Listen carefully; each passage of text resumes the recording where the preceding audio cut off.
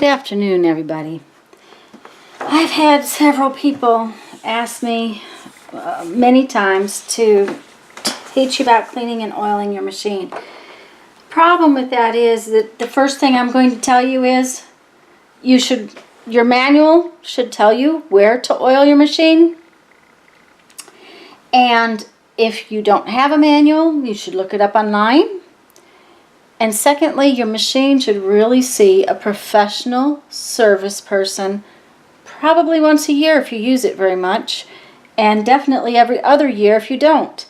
I'm sorry to tell you that, but it's the truth. Mine still, I don't use it hardly at all, and it still goes every year and a half or so to see someone to completely service it. And I have serviced machines, and I do not get into the innards of this machine. I clean it and oil it where my manual says. I will tell you that I do know some things, and I'm hoping this is really dirty, but I'm afraid it's not. There's a lot of things that can affect how dirty your machine gets. I've been sewing on paper, and you cannot probably see it, but there are tiny little white pieces of paper down in there where my needle has punched down through the paper and left little white things. That's real important you get that cleaned out every time. The other really, really important thing is oil. You should never, ever, ever spray a machine with WD-40. Sewing machines should be serviced with sewing machine oil. It's different than WD-40. It is a special oil, and different machines require different weights of oil. When I said I need a new oiler filled with oil, she said, "Which machine, Tanya?" And I told her, and so she filled this brand new one with machine oil specifically for my 1530, which is an electronic machine. A mechanical machine is going to take something a little different. An older machine from, the 40s is going to take a little different. There are sewing machines that up in the top section of them require some grease in certain areas, but not in a place where the seamstress is getting into it. It's where a serviceman gets into it. The other thing is about oil, let's put this like this. Oil gets old, and I couldn't do this tutorial for you until I had a chance to get to the dealer. Take a look at the color of this top one and the color of the bottom one. These are the same oils, but this yellow one is old. Needless to say, it is no good. Now, these happen to be oilers that can be refilled. I could take this to her and get new oil, dump this out and get new oil. I probably won't. I'll probably hand it to Jeffrey and let him use it out in the shop. But sewing machine oil has different weights. It has different purposes, different places in the machine it should go. That's why your serviceman has to do this top part. You should never be getting into it unless your book tells you specifically where to oil it. But I'm going to show you how I oil mine down in here in the hook area. Now, this is an old rotary hook machine. Anything with a drop-in bobbin, you're going to have to read your machine manual, because I don't have one like that, and therefore I can't explain to you how to oil it because they're all a little different. The rotary hook ones, like this one, and I'll take the pieces out in a minute and show you. And when in them, they're almost all the same as far as where you oil them, because the hook system moves the same. I always take my presser foot off. It just makes it easier to get into it. I drop my feed dogs, which are the teeth. Let me turn them just real quick and I'll show you. These are the feed dogs. That's the teeth that move the fabric. I drop them so that as I take this throat plate off, they don't get scratched up. Now, I've never seen a machine that the throat plate didn't come off. It just may be a smaller piece, and you may have to find a button in there to get it off. Mine has 2 little clips on the bottom of it, and you just push it backwards. Oh, goody, it's nice and dirty. And I take that off because, let's see if I can get really in close. Uh-oh. I just caused an avalanche. Just a second. Okay. Well, I can't really show you. I can't tip it up. Let me see if I can move the camera out just a little bit. Don't get a headache. Okay. See right here? Right in there. There's all kinds of dirt. I'm going to put the camera back down so you're not getting jostled around. Okay.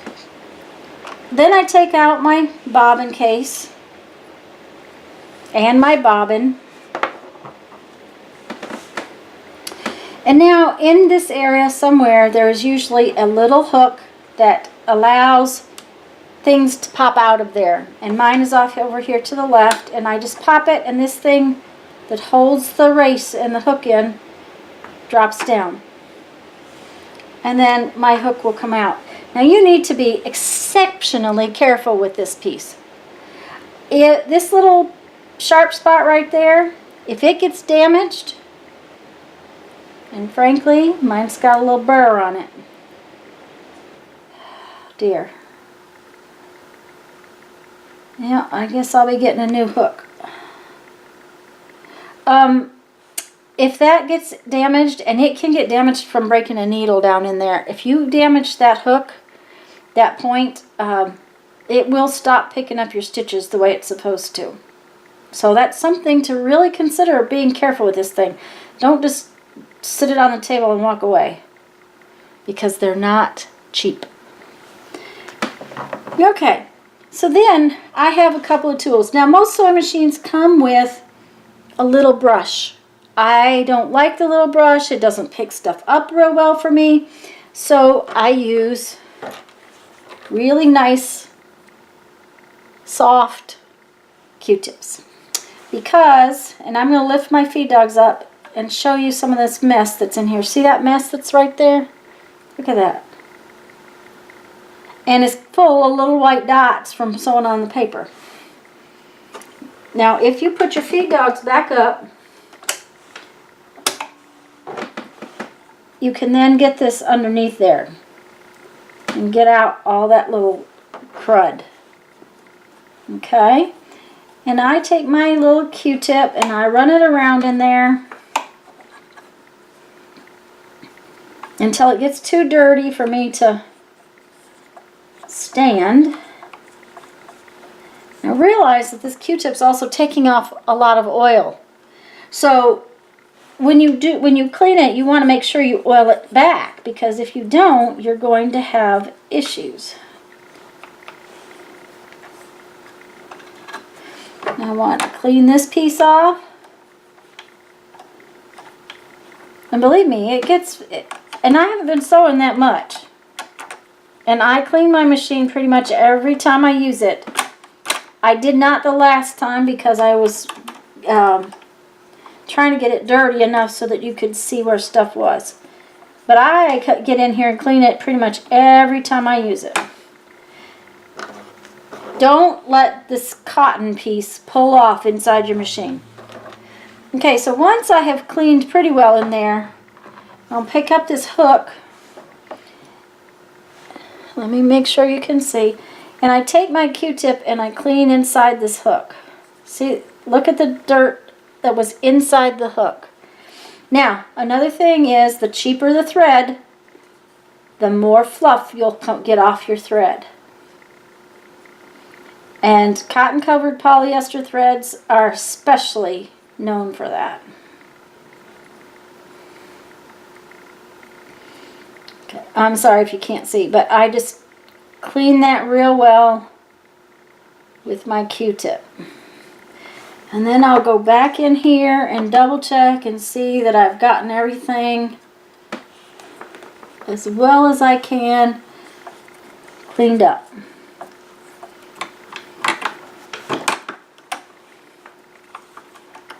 Okay, see how dirty that was? But we're not done.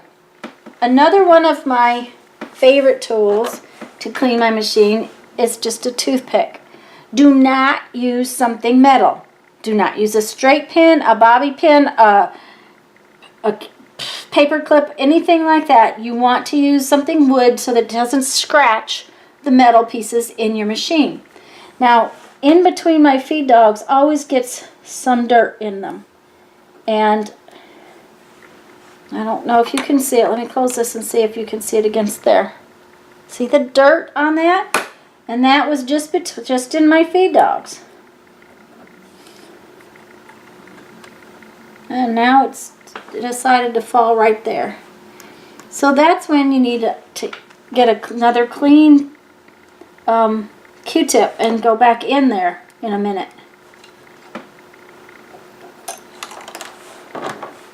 Sorry, I am sitting at sort of an odd angle. Okay, now your hook also usually has a little ridge right here. Let's close this up so you can see it against the white. Right along this area right here, there's a little kind of ridge, and sometimes that will build up junk in it too. So you want to make sure you get both sides of this thing cleaned in that little ridge. Okay? Then inside the hook area, you'll also, and there's no way to see in there, you'll also have a little ridge in there that you want to clean with your toothpick to make sure you're getting it cleaned out, because that will cause, see, look at that. Look at that nastiness that was in there, even though I had cleaned it with my Q-tip.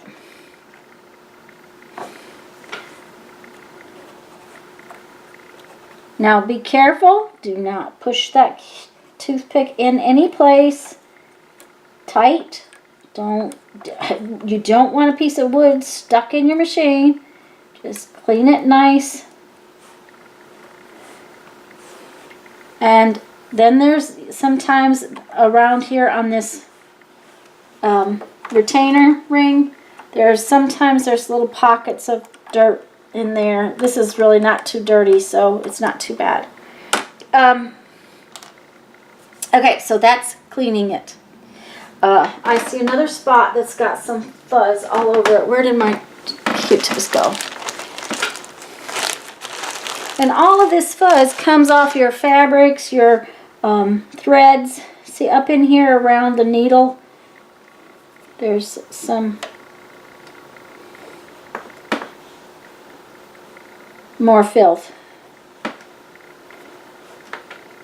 And I promise you guys, I cleaned it last week. You know, I've just been sewing on a couple of book signatures. And see again how, oops, that's too high. See again how dirty it is? Okay, so once we get all that cleaned, first off, we're going to drop our feed dogs again because we do not want to accidentally scratch them up. Then we're going to oil things. And I'm going to have to go get a flashlight. So I'll be right back because you cannot see in there to oil. So I'll be right back. Okay, we're going to try this. We'll see. Yep, all right. I'm going to come back in here with this toothpick and show you where one of the, see this little groove? Can you see it now? Right there? That little groove right there.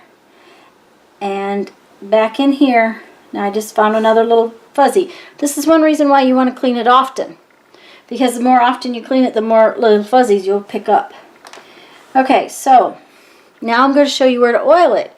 And that little groove that I was showing you is right where we need to put a drop of oil. Let me get out my oiler, and this oiler has a very fine tip. Come on. It's kind of like a needle. And that's really what you want, because you do not want a ton of oil. It's already dripping out. So what we're going to do is we're going to put a little drop of oil right there on that little groove, and it just ran all the way around. It's all the way over here now, and that's all the oil we need right there. Okay? Then on this piece, on our hook, there's a surface right here. Let's see if I can show it to you. That shiny surface, it needs a drop of oil. Okay? And then we're going to set this whole unit back in there. Now, let me see if I can show you. This piece is like half a circle, that inside half circle. You see it where it ends right there at the end of my finger, and that it's a half circle. Well, and you see that this is a half circle. This piece is a half circle. Well, what I do is I fit the two half circles together, and they will sit right side by side. And then I take my retainer ring and I fold it up and I latch it in. If it doesn't latch in smoothly like that, something's not right. Okay? Now, your book will not tell you this, at least most of them don't. The pin, oh, let me turn this light back on. This pin right here is where your bobbin case sits. The bobbin case has that hole in it, and that's where the bobbin case sits on that pin. And I'm not seeing a book yet that tells you to put oil on this pin, but you should, and it should be a tiny, tiny drop. One tiny little drop on that pin. Okay? Then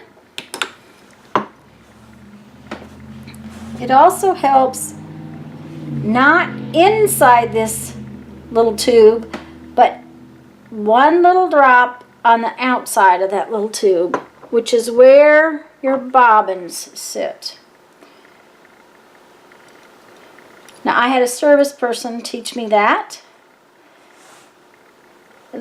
Then we put our thread back in just like we normal, and now we have a little drop of oil on the pin that the bobbin case sits on, and a little drop of oil on the outside of that tube where the bobbin sits, and it just helps a little bit.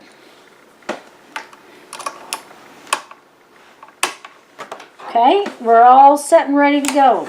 Now I have to put let's put my oil back together, because I really don't want to spill oil all over everywhere.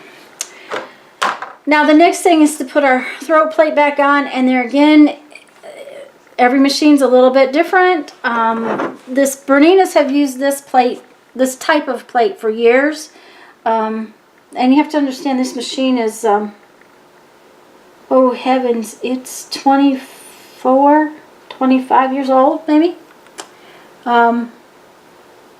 Yeah, about that, about 24 or 25 years old.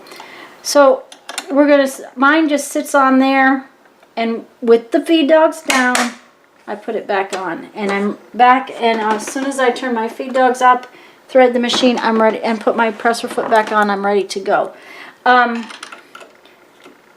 I said, that is where I oil my machine. This hook area is all that the service people say I'm supposed to oil. Every machine is different. The drop-in bobbin is going to have a different place to oil it. You need to look at your books. You need to follow your book. And you need to use sewing machine oil that is designed for your sewing machine. I can't stress that enough. Do not use WD-40. The top portion of a sewing machine, there are ones that need oil up there. But like I said, I cannot tell you without a book and knowing exactly which machine it is. So I hope this helps people. The biggest thing I can tell you is clean and oil your hook area often. No matter what kind of machine it is, clean that mess out of there. when you clean it, oil it. You only, I used what, 4 drops of oil? That's it. And it lasts a long time. You can tell because mine got bad. Your oil should be clear. It should not be yellow like this one. And if it comes in a can where you can't see what color it is, don't use it. Now my serger, I need serger oil too. This is how my serger oil came. And you can actually see sediment in the bottom of that. And it's just, this is an old bottle of serger oil, and it's going to have to be replaced too. So, you know, whatever you do, use nice clear machine oil. Guys, I hope this helps. Let me turn this off. I hope those of you who have been asking me that helps in any way, shape, or form. And I want to read you a quote from my 1001 Ways to Creativity. And let's see what it says today. You can trust that the creative process will be worthwhile, or you can believe that it will lead only to frustration and disappointment. Either way, you will be right. Okay, let me read that again. You can trust that the creative process will be worthwhile, or you can believe that it will lead only to frustration and disappointment. Either way, you will be right. Oh, I like that one. Anyways, guys, go have fun. Enjoy yourselves. Bye-bye.